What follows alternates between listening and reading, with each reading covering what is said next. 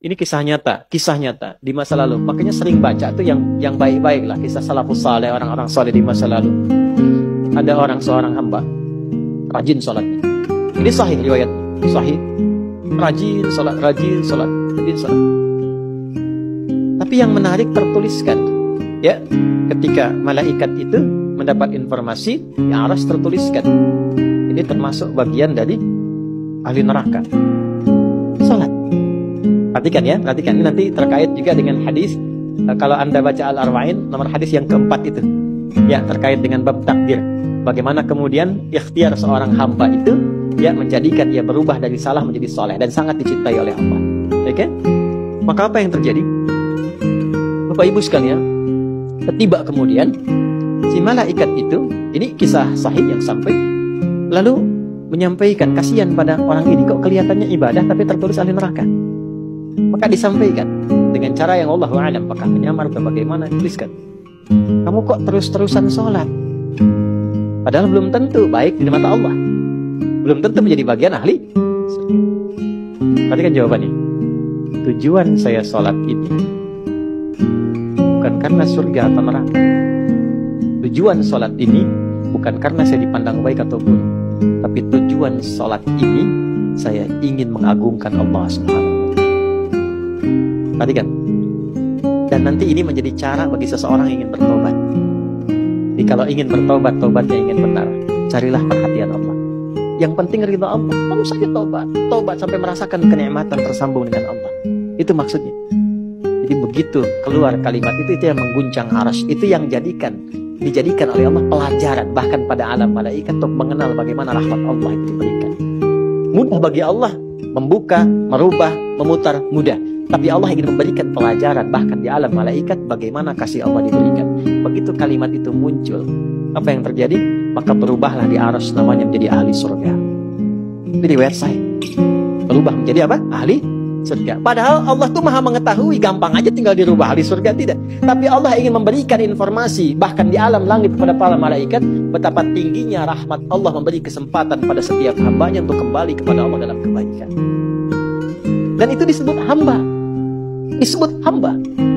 Karena itu Allah begitu mencintai ketika ada pelaku maksiat, dia pengen taubat, itu begitu dicintai dan statusnya naik lebih tinggi. Ini yang menyebabkan ayat ini turun. Qul ya ibadiyalladzina asrafu ala anfusihim. Ini yang menyebabkan itu menunjukkan rahmat Allah. Hai hambaku, betapa besar pun kau pernah berbuat dosa, sepanjang masih hidup belum tiba ajalmu, jangan pernah putus asa untuk mendapatkan rahmatku. Pakai rahmat. Rahmat di sini mencakup Rahman dan Rahimnya Allah Subhanahu wa taala. Karena itu kalau Anda pernah berbuat salah, kita jangan malu untuk kembali. Kalaupun malu dilihat orang, Allah menyiapkan tempat yang tidak semua orang bisa ke situ. Datang ke masjid, mohon minta salat 2 rakaat, minta kebaikan kepada Allah sampai hati mendapatkan ketenangan. Jelas di sini? Baik. Dan yang ketiga, ini yang paling juga banyak dimohonkan, ya. Satu, solusi. Yang kedua apa? Ampunan dari dosa yang begitu melimpah, ya. Dan yang ketiga, rahmat yang ketiga, kasih sayang yang memudahkan jalan-jalan kehidupan dunia sampai akhirat. Yang ketiga, semua kita pasti ingin mendapatkan kemudahan, kenyamanan, bukan cuma dunia sampai dengan akhirat. Kasih Allah yang memberikan kemudahan dunia disebut dengan Rahman, kasih Allah yang memberikan kelapangan akhirat disebut dengan Rahim.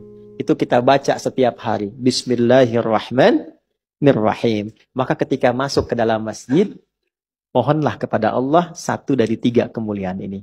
Kalau ustadznya belum datang, itu manfaat besar. Boleh jadi banyak permohonan, ayo lekatkan di situ, optimalkan. Dan di situ mungkin peluang terbesar untuk mendapatkan apa yang kita inginkan. Jadi, begitu Bapak Ibu mendapatkan 1 dari 3 itu, keutamaan bukan? Keutamaan bukan? Hah? Istimewa tidak? Dalam bahasa Arab, sesuatu yang istimewa, sesuatu yang utama disebut fadlun namanya. Makanya Sulaiman alaihissalam ketika dipuji karena hebatnya, istimewanya, bisa menaklukkan awan, ya kan? Sebelum Songgoku dan Songgohan dengan awan kintonnya itu yang fiksi, Nabi Sulaiman tuh betul-betul nyata. Tapi ketika dipuji apa yang beliau katakan? Hadza min fadli Rabbi. Fadlun. Itulah sebabnya Kalau bisa jangan dulu keluar sampai merasakan rahmat Allah ada dalam diri kita. Begitu keluar, Anda keluar dengan kaki kiri dengan mengatakan Allahumma inni as'aluka min fadlik. Ya Allah, saya ke masjid seperti apa yang kau perintahkan, saya datang.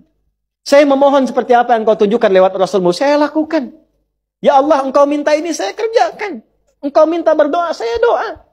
Kau minta alirkan air mata, aku alirkan. Maka mohon ya Allah, jangan biarkan aku keluar dari rumahmu ini, kecuali engkau kabulkan apa yang aku mohonkan, sesuai dengan janji yang engkau tetapkan sebagai kemuliaan darimu. Ya Allah, saya mohon kemuliaan darimu. Rahasianya, itulah doa. Nah, jadi kalau mau doa itu, jangan sekedar dibaca. Baca bagus, menjadi ibadah. Tapi yang paling penting, tahu isinya. Sehingga itu bisa merubah diri kita jadi lebih baik. Makanya beda rasanya. Antum kalau tahu makna segitu aja, itu Masya Allah dalam sekali. Keluar dari sini sudah beda rasanya. Dan yang paling penting, ini baru mukaddimah. Kita belum mulai. Belum mulai. Jangan nangis dulu, belum selesai. Belum mulai kita. Tapi kan enak gitu ngaji begini itu. Karena apa? Dapat sesuatu. Nah itulah Islam. Jadi Islam itu bukan salihun, tapi muslih. Bukan hanya sesuai dengan eranya, tapi memberi solusi dari setiap keadaan yang dilalui. Punya tata nilai.